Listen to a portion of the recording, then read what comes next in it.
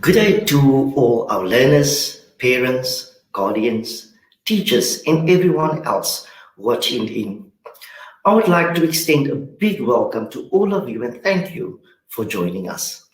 My name is Jonathan Aris and I am the Residence Placement Officer here at Stellenbosch University.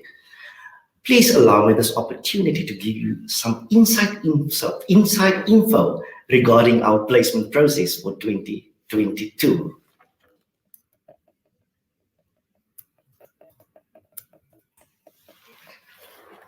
So first of all, I am going to talk about our application process for residence placements.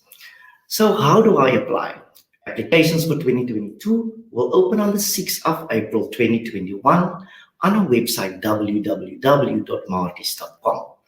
We do not consider any late applications and therefore applications for accommodations which form part of the general application for a degree program has to reach us before the closing date, 31st of July 2021. We are overwhelmed with applications each year and receive more than 8,000 applications for less than 2,000 beds, which means place in residence is limited. That is why we cannot guarantee that you will receive a place in the residence of your choice.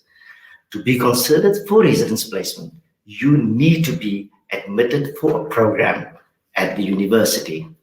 The criteria that we basically look for or reserve students on, firstly, is academic performance is our main consideration for the first round of residence offers.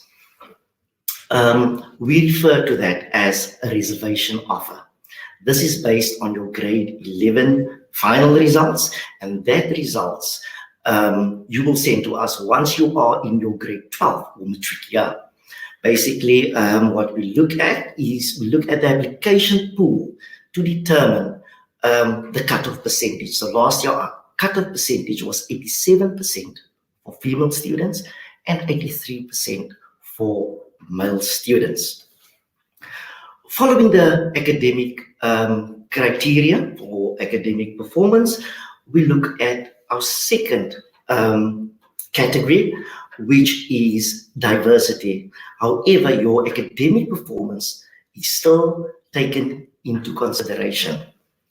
Our aim is to have an even spread of students from diverse backgrounds across all residences on campus. In this category, we look at race, Asian, Black, Colored, Indian, white students.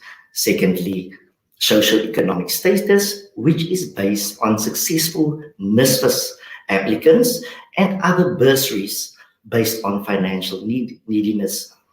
The other one is special placements such as sport and students with disabilities. How does the reservation and placement process work?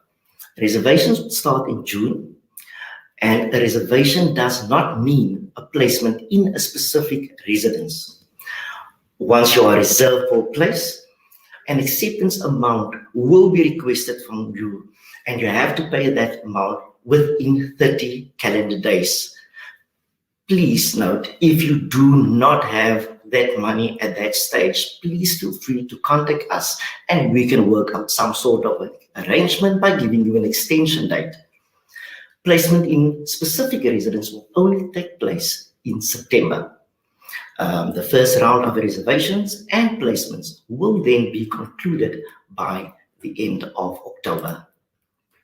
So we have 12 female residences here at Stellenbosch University, 9 male residences, and 2 co-ed residences, namely Goldfields and Metanoia. We also have residences just with single rooms, and that will be Mayuba, it's a male residence, and Metanoia, that is a co-ed residence. Then, Then we have our cancellations as well. And I just want to give you a brief on how that works. Should you need to cancel a place, please take note of the following dates. If you cancel on or before the 31st of October, the university will reimburse you with full or the full acceptance amount, sorry for that. If you cancel after the 31st of October, the university will then charge you a cancellation fee. Should you cancel later, say a week after the release of the matric results, at the beginning of the registration year, you will unfortunately forfeit the full acceptance amount. How does a waiting list work? So basically, you apply for a program, like I explained to you before. We do the full reservation process, and now, please note, then you will receive a letter stating that, unfortunately, we do not have enough space. And I please request from all of you, do not take it personal. It's just that we do not have enough space to accommodate everybody. So a waiting list will open on the 1st of November on www.martis.com.